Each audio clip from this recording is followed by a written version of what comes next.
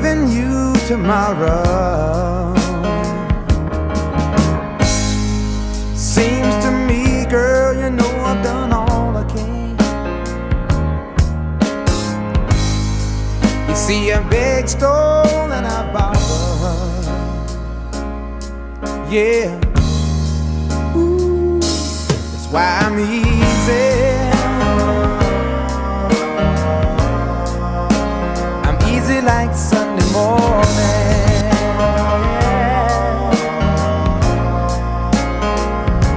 That's why I'm easy.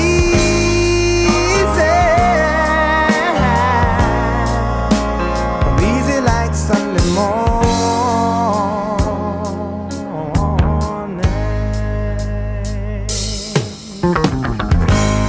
Why in the world would anybody put chains on me? Yeah, I paid my dues to make it. Everybody wants me to be what they want me to be. I'm not happy when I try to fake it.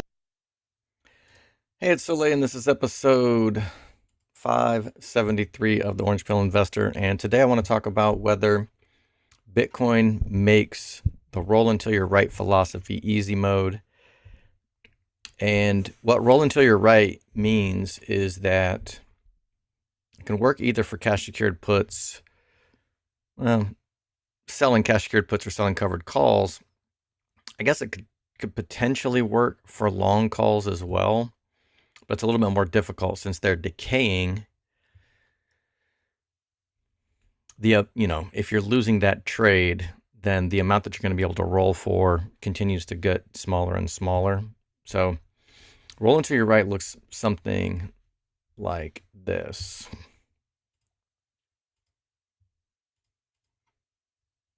If I sell the cash secured put close to 45 DTE, I don't know, expected move is down in here somewhere. If I sell the 100, then my break even is going to be the 100 strike minus the $5 I'm collecting. Where is that? Oh, my break even is right here. So basically $95. And if 2-3 weeks goes by and strategy is, has crashed down to 100 or maybe even 95,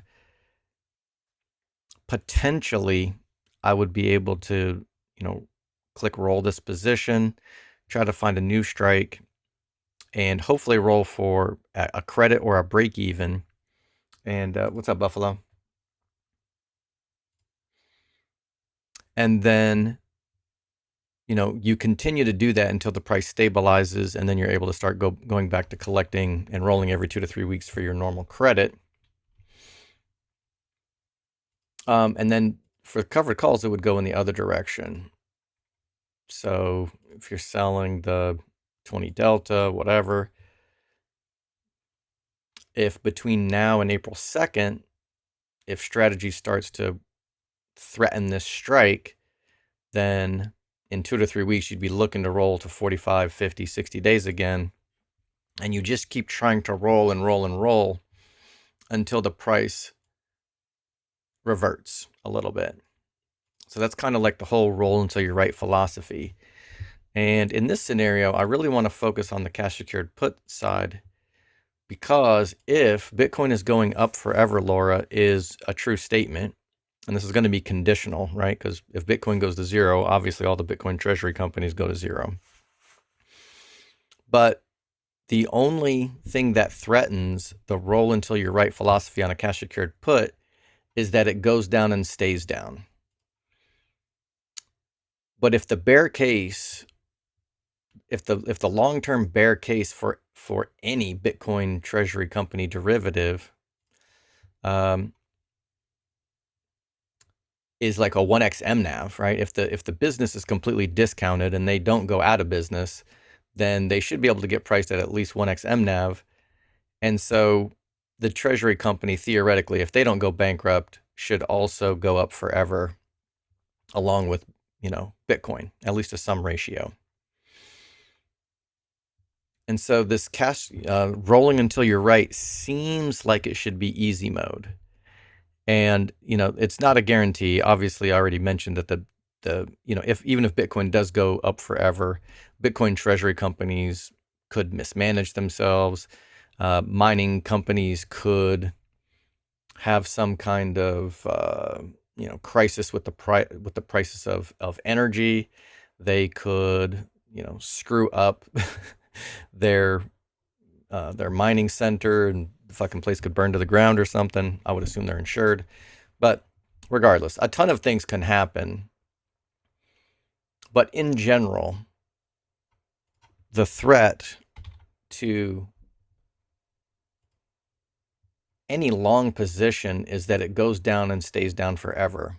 So let's just look at NEO. I used to trade this back in 2022. Let's look at my history. Yeah, so back then I was probably selling cash secured puts, covered calls. I guess I was toying around with a put debit spread. I must have got some idea that they were pumped and going down. I don't know if this is ever going to figure out what it's doing. But regardless, this is not a happy chart here.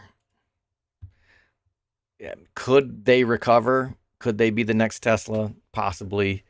But this is like what you don't want to see. This is something where potentially you might not ever be able to roll until you're right. Because if you FOMO'd in at the top, but you were smart and you're like, you know what? The price is 57. I'm going to sell the $50 cash secured put. Well, it's already freaking $1,200 in the money from January to March, or actually to May, excuse me. And actually, yeah, March, April, May, and stayed there. So you could potentially, I'm trying to roll. Oh, you get a little breath here. Like, oh, whew, now I can roll for a credit, but I'm still rolling to like the $50 strike. Ah, shit. Now it's back down to 40 again. And you're trying to roll until you're right. You're trying to roll until you're right and trying to roll until you're right. And eventually you just have to give this up as a bad job and admit that you were long in something that was doomed to failure. There were many of these. I used to sell cash secured puts in Lordstown Motors, in Nikola. The founder went to jail. He was found guilty of fraud. It's not even listed anymore. I think that guy got a pardon. I think Trump pardoned him, and I don't know. Maybe the guy got railroaded. I don't fucking know. But the point is, all of these companies are ripe for disruption, and they have to compete with Tesla. They have to compete with BYD. And so there's no reason to think that these guys won't just go to zero, in the same way that a Bitcoiner thinks Bitcoin is never going to zero. And, on top of that, if you're built on Bitcoin, you have a better chance than any of these companies of not going to zero. So, a company like this, you may never be able to roll until you're right. Or if you did, you'd have lost so much money, and you would have wasted all, even if this comes back in 2030 or something, like you wasted 10 years waiting for this to happen. And at least with Bitcoin, I mean, the cycles are, the 4-year cycle I think is kind of dead. But whether it's a business cycle or whether it's, some kind of thing that's closer to power law, or if it just does whatever the hell it wants to do, so far so good. Like, nobody's ever held for 5 years and lost money. And even in a let's do BTC here and look at it a little bit longer. So even if I do like 10 years worth, oh, that's not going to give me 10 years because they didn't list Bitcoin. Anyway, looks like Tasty doesn't have anything below 2020 when they started listing Bitcoin, probably. But even in this bear market, there's some recovery zones, and it takes what? This is November 2021. Took about 4 months to get there. This would be a struggle to roll into your right from this. If you're in a Bitcoin derivative, crashing from 60 to 30, that would be pretty rough. You'd get a little bit of breathing room from January to March, and then you'd have to deal with this again from March to June. And then this would be easy mode, roll until your right scenario. And then, so what, from here to here, you're probably, is that a year and a half? All of 2022, about a little over a year. I'm not saying that this wouldn't suck, but if you've got a long enough time horizon where you've sold this maybe 20% out of the money anyway, so you're already capturing, a third of this dip, and then you only have to kind of like try to roll out. The Hermes Lux 10 Delta scenario that he runs on his covered calls might work in this scenario if you're running the cash secured put side, but doing it the same way. Let me just take a look at that and see what that would look like. So let me find the 10 Delta cash secured put. This isn't, I'm sorry, it would actually be the, yeah. Yeah, so selling like the 85, you're not going to capture much. This is just kind of like skimming a little bit. But in 2 weeks, the price would go from 265 to, shit, what strike was that? Was that the 80?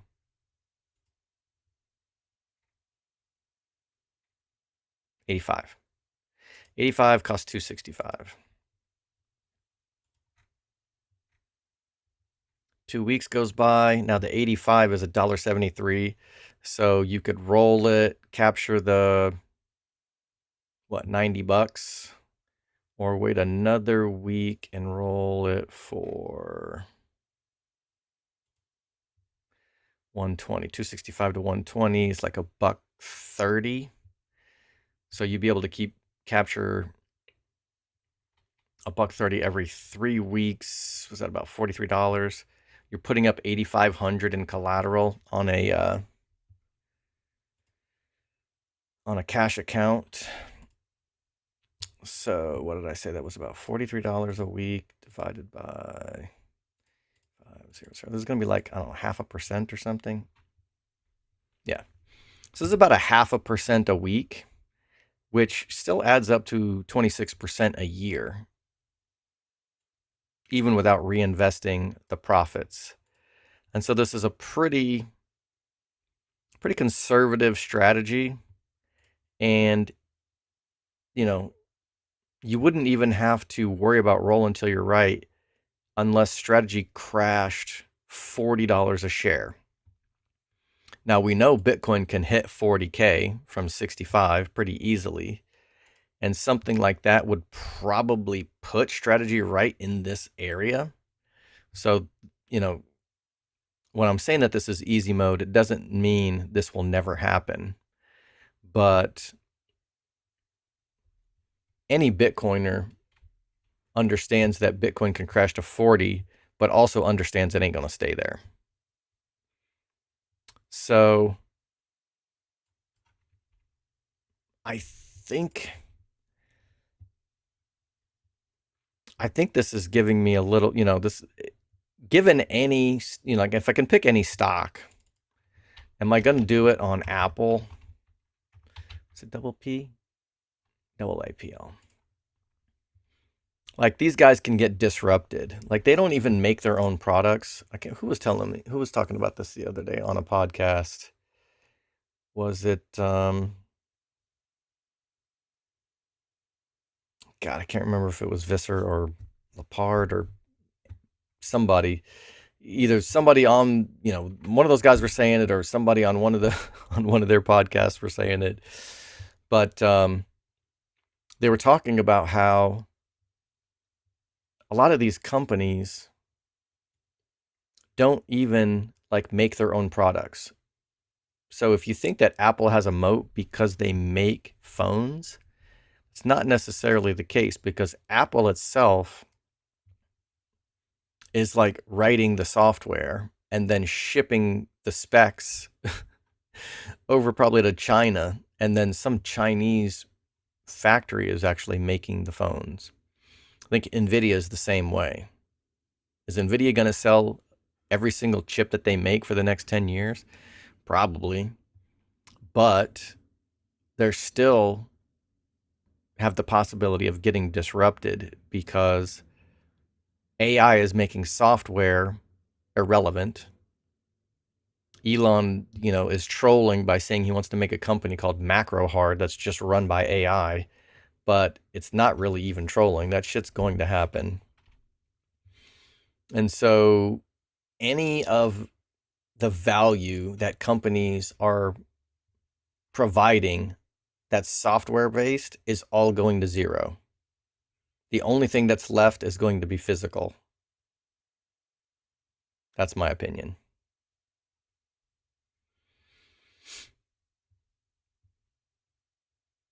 So what isn't going to zero? Well, Bitcoin's not going to zero, and anything built on Bitcoin has a better chance of any of this shit of not going to zero. There's a guy I know at the gym that I work at, and he's got like, I don't know, like a half a share of Microsoft or something. And I was like, man, could this come back from 500? Could this rally? Of course it can. But I can't imagine a scenario where I could hold Microsoft for the next 20 years with absolute confidence. Like, no freaking way.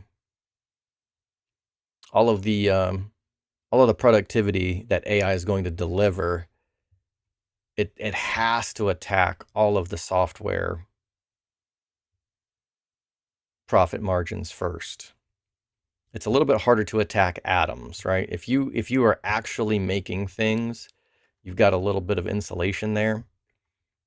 But all of the services, software type services that any of these companies, all the Mag 7s provide, seems like it's just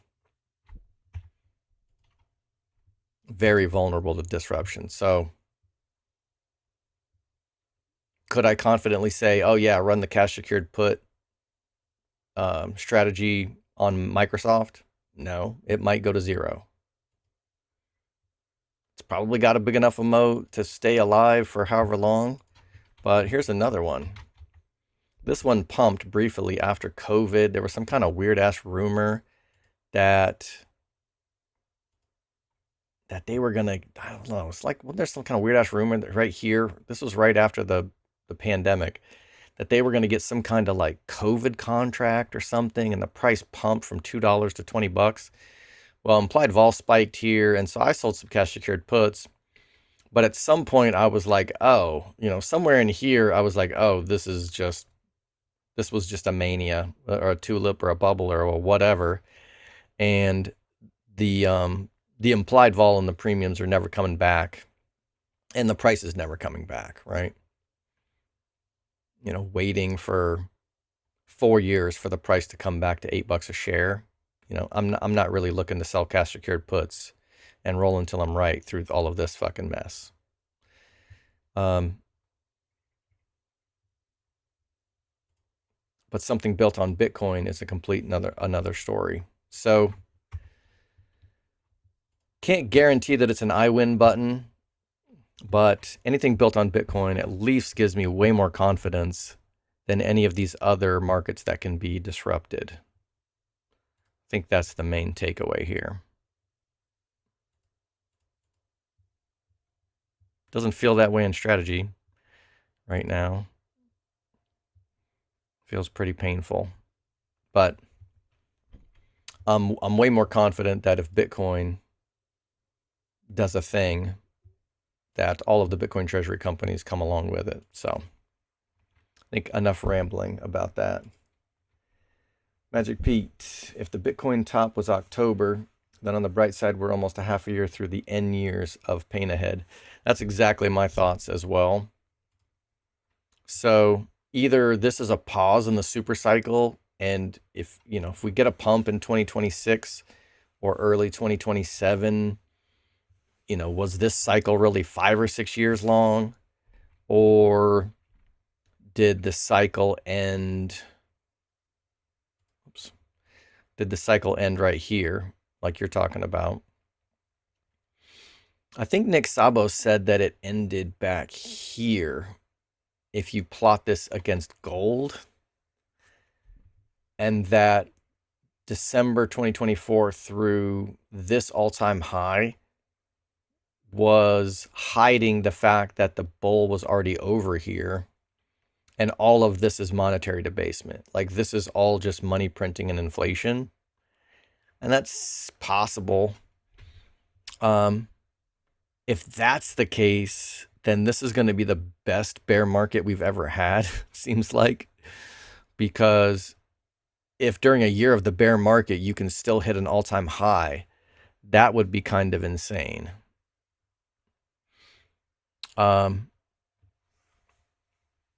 And something that I'll probably touch on tonight on the True North call, if I'm on it. I think there's a bunch of us that want to be on, so we'll see. I'm currently scheduled to be on, but if it's a little crowded, maybe I'll bow out.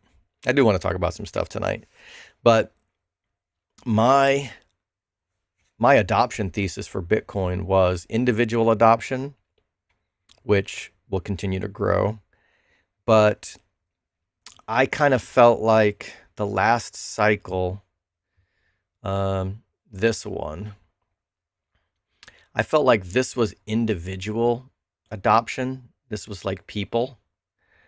And my prediction was that the 2025 cycle would be treasury company adoption.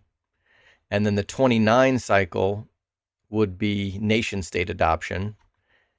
And I thought that was kind of like the final boss, right? Once we've got people, we got companies, and we got nation states, I was like, okay, that's it. And then, we would get hyper Bitcoinization at some point. Once every person, every company, and every country was stacking sats, I felt like, okay, that's where we're going to hit like 1 million or something. That's going to be the push that gives us the Samson Mow God candle, right? But with AI, it looks like there's going to be another. We've got a final boss.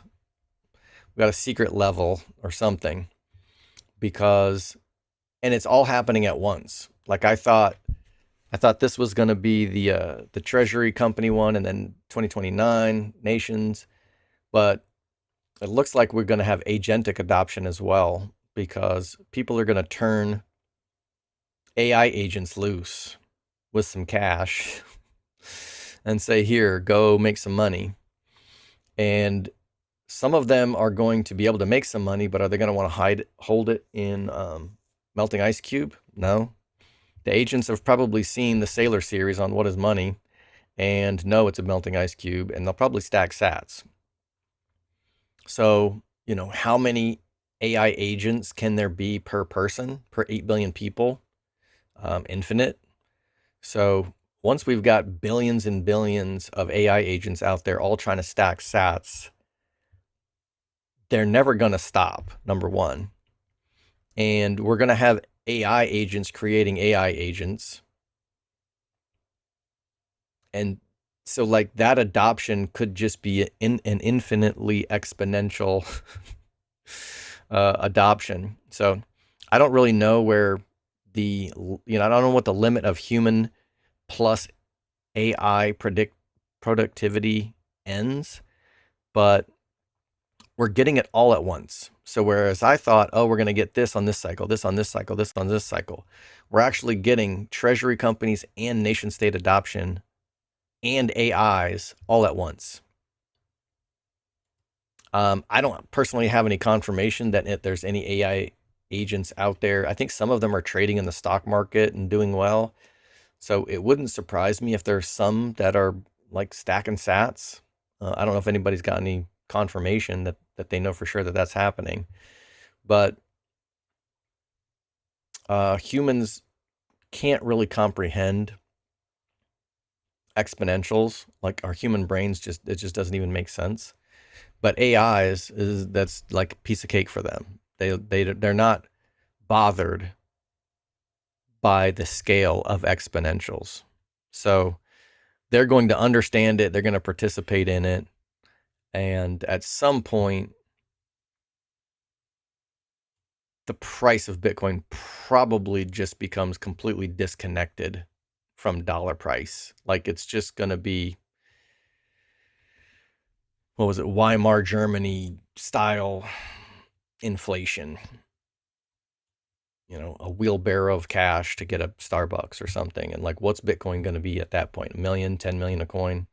I don't know if it happens in 10 years or 20 years or whatever, but it seems like there's no stopping it.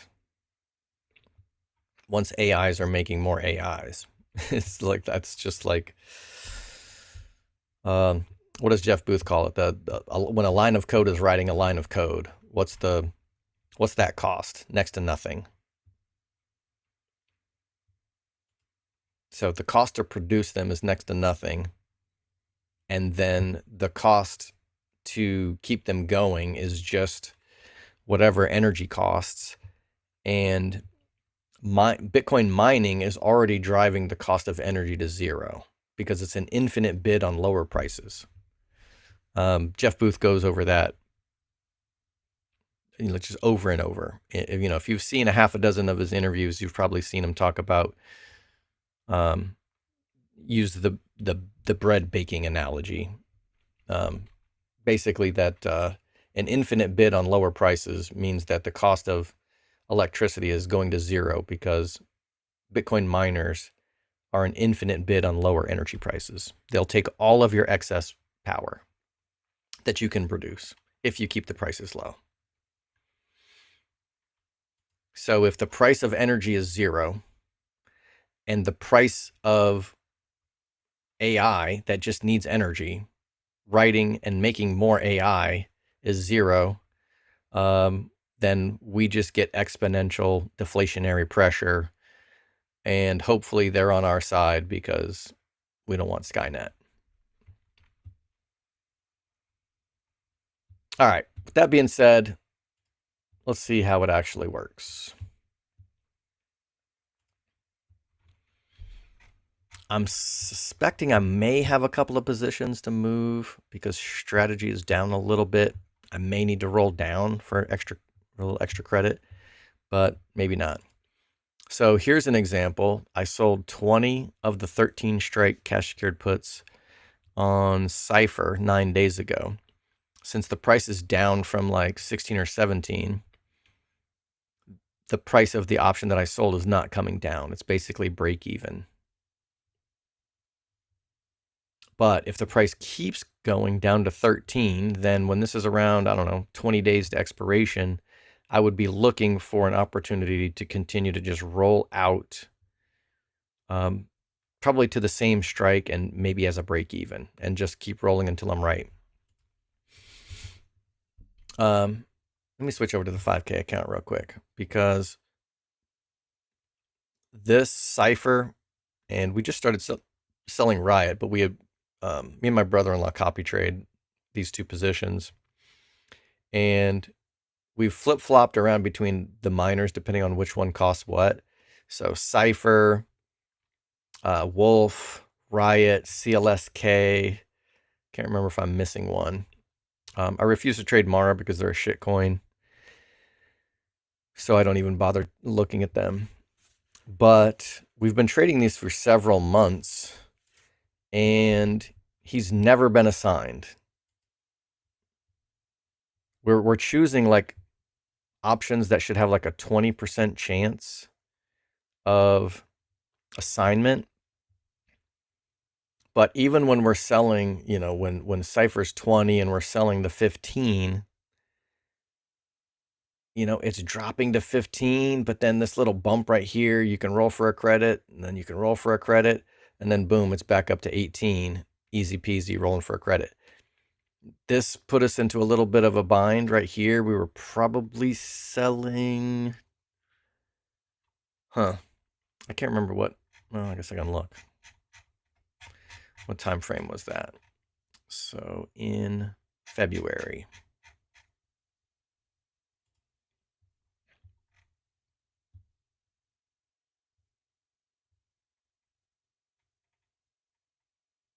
Oh, we didn't start selling cash secured puts. Oh, February.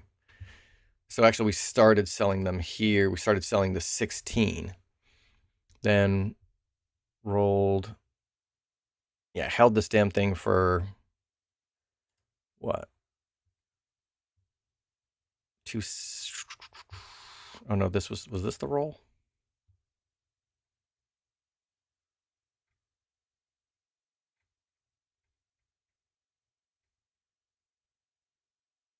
Oh, it's all the way back here.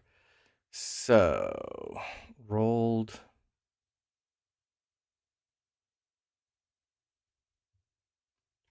Yeah, rolled the 16. I'm trying to ignore all the calls. Again, rolled to 16. And then we had ended up holding this one for what, like a month? And then rolled it to the 15. And so, yeah, so this was like, we sold the original one for 174, and we were only able to roll this for like a 25, like a $30 credit.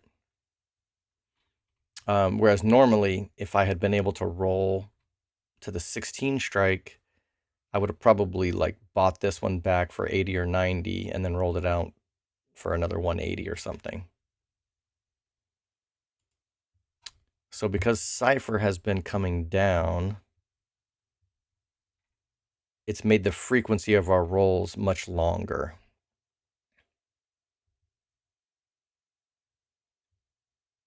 And I've been trying to keep up with it, right? Like the price is down to 15. And so I ended up rolling the 16 down to the 15, which like ate up 90% of the original profit that we were anticipating we would be able to collect. So we're not really collecting any premium here, but just trying to roll for a tiny credit to avoid assignment. Not that taking assignment like matters. If this crashed to 10 and there was just nowhere to roll to, then we'd probably just suck it up and, you know, accept assignment at 15 and then turn around and try to sell covered calls.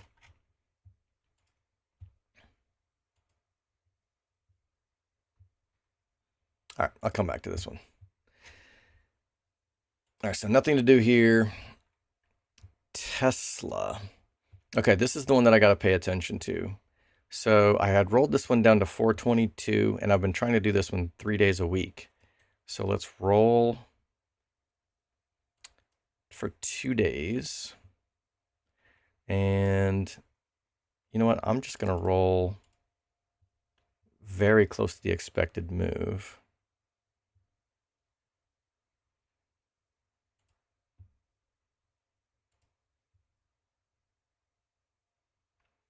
Let me reshare without volume.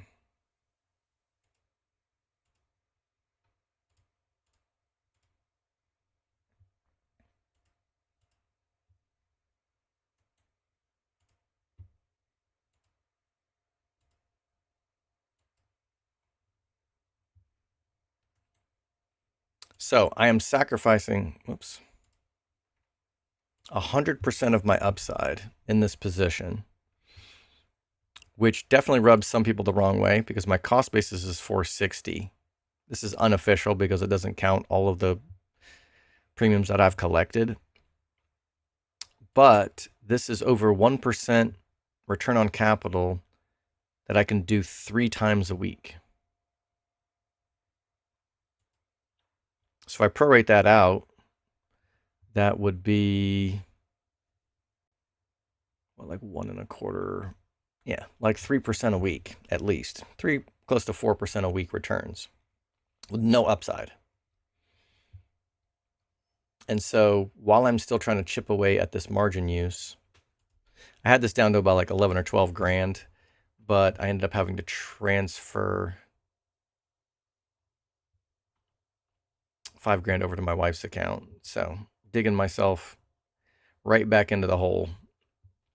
Yeah, so anyway, the whole point of this is just to get as many at bats as I possibly can. You know, weeklies, you can do 52 trades a year.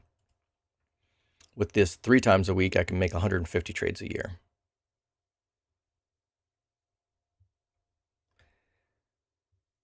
This one has been on for 12 days. This is pretty close to rolling, but you know, I'll wait for it to down be under like 425, and then I'll take care of that one. Strategy same. I've been very aggressive on the short call strikes. Let's see if I want to roll this down for a credit. I wanted to roll the expected move.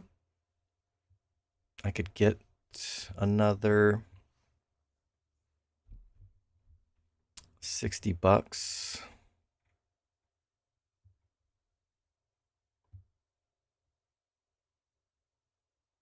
Yeah, why not?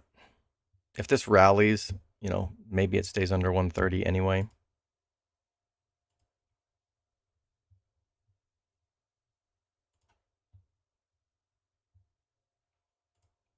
This is actually ready to roll. I sold it for 7. It's worth 350. Let's roll 2 weeks. Same strike as the expected move. So can get a wait. That's 190.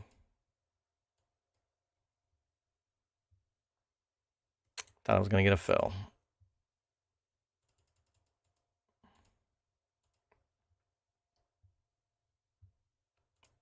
All right. So 100 of my 1,100 shares actually has some upside.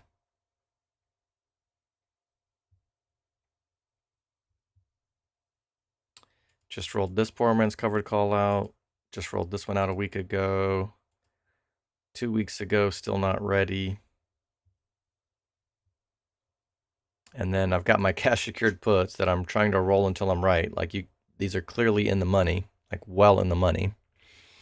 And so every probably 3, maybe even 3.5 weeks, I'll probably try to roll this to the same strike. And like it's gonna be hilarious to watch this this play out and see how long it takes us to get back over 145. So I'm literally playing the roll until you're right strategy with these cash secured puts.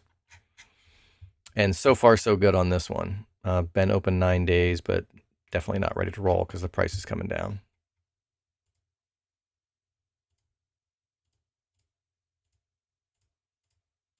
All right, the IRA. Don't have to worry about any margin use here. It looks like I've got cash, but it's only because I sold this cash secured put.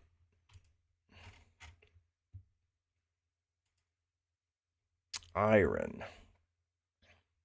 I started selling this one weekly. A little over half of the premium is gone, but you know, $80 for half a trading week on a stock that costs 4 grand is actually not bad. That's about 2% returns for half a week. So I could, you know, roll the strikes down potentially. Oh, no, not really.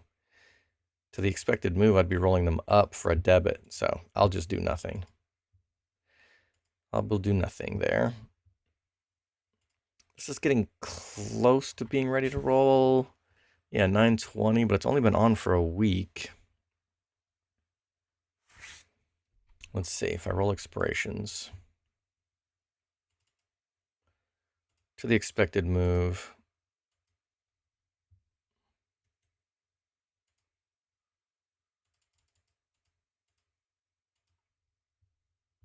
All right, I'll take the credit.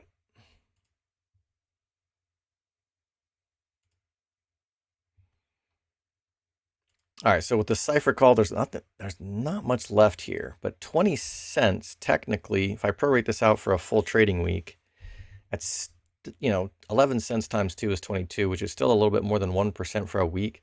So this is not terrible. But if I roll the strikes down to the expected move, I can collect double what's remaining on it now and leave about $1.30 of call away value. So this is probably going to cost me like, here's the other thing. If you're doing this in Robinhood, this probably doesn't matter because I don't think they have any fees. But this would cost me like $2. So I'd be collecting a credit, but it would end up costing me $2 to open this new contract. So that's kind of annoying. So I think I'll just let this do nothing. Well, the 6 cents is not. Do I want to hold this for half a week for 6 cents? Not really. All right. I talked myself into it. Roll down. And just to make it worth my while, I'm just going to roll all the way to the 16 for a larger credit.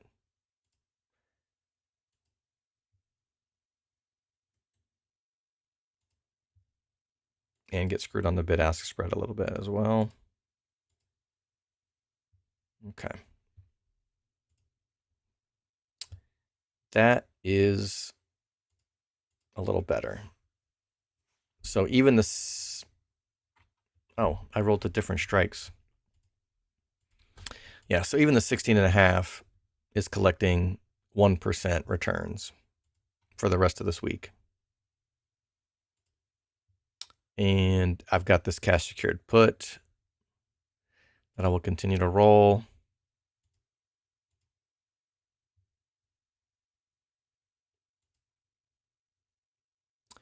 Strategy is ready to roll. Let's do 2 weeks.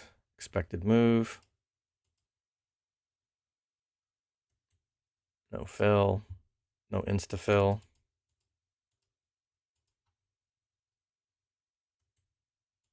Okay, there we go.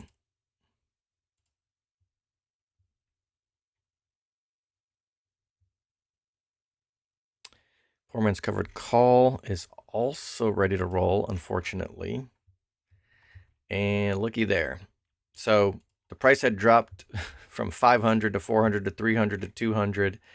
And 65 days ago, when I bought this 125 strike and the price was like 160, this seemed like a totally safe price. Like, man, it's already fallen 60%. How can it fall another 20%? But it did. And so now half the value of this long call is gone, and it makes it much more difficult to collect meaningful premium because I really can't target strikes below the long call plus its value. So at like the 165 strike is about the lowest I can go on this.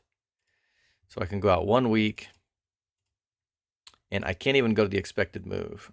So I can roll this out for a small credit.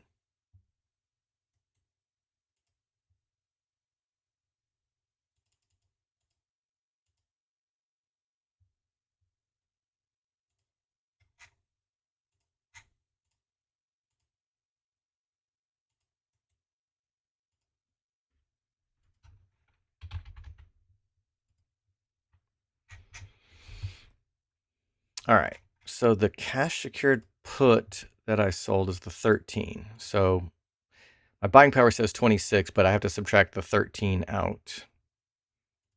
What is this? Maybe this is my true buying power right here. Maybe it is calculating it for me. Yeah, because that's 26.89 minus the 13 that's being held back for this cash secured put. So I've got about 13.89 in buying power, which conveniently enough, I've collected enough premium today to add another cipher position.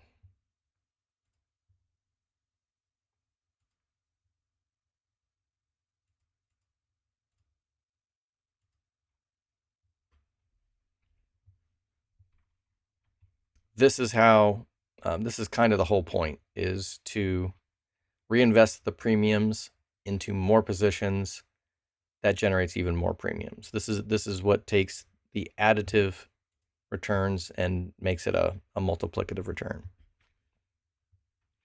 or more like a compound interest return.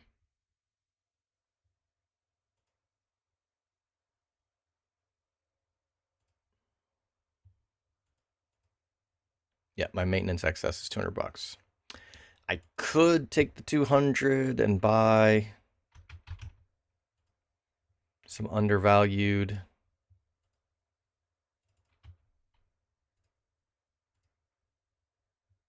preferred. I think this is going to pay dividends at the end of the month, so I can keep my dry powder as close to zero as possible.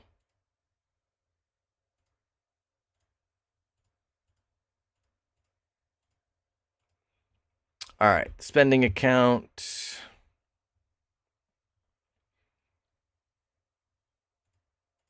Similar situation. I can't afford Tesla and Strategy in this account, so I'm just using Cipher cash secured puts to generate premium. None of these are ready to roll. Again, I'll be trying to play the roll until you're right game and avoid assignment, because the cash secured puts seem to be much more margin friendly, and Cipher seems to be insanely margin friendly for some reason. I attended Tasty Trade's portfolio margin seminar. Portfolio margin is like an advanced margin account.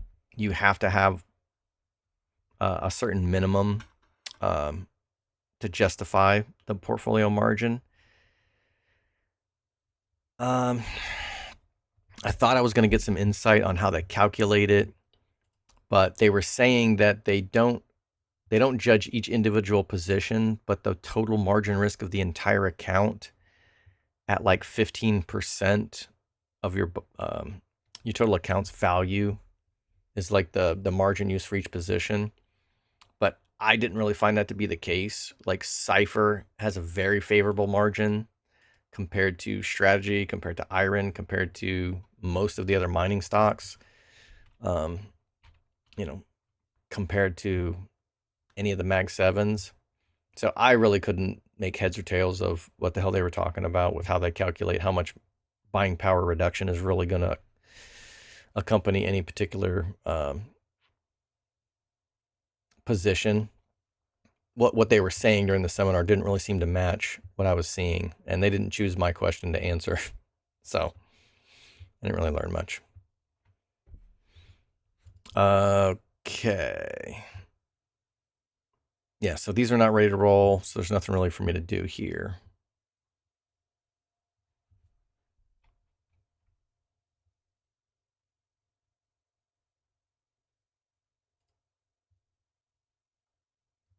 And in the 5K account, I've got time left on the Strive covered call. I've got time left on the Cipher.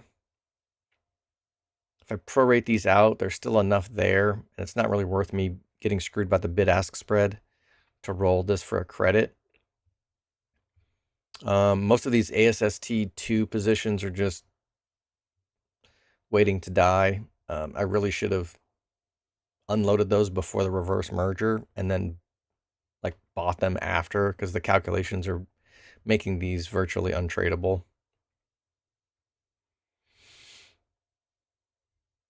Let's see, Tesla put credit spread.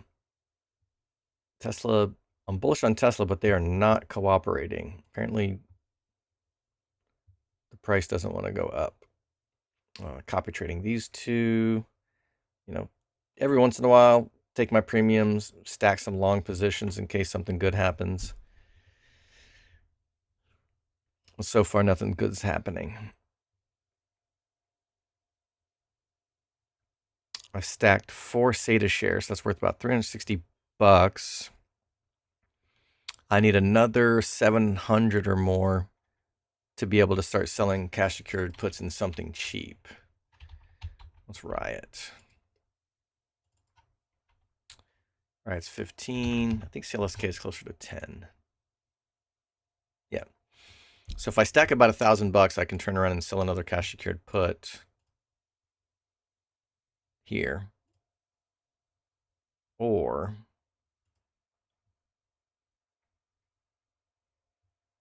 actually, if I collect another 360 or so, I could sell the 7.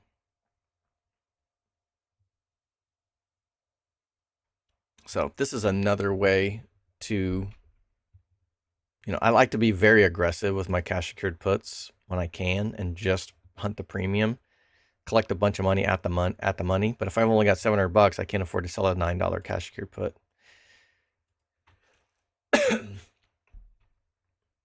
So if, when I collect $700, do I sell this one, or do I hold on for another month or two, wait till I've got $900 and sell the weekly?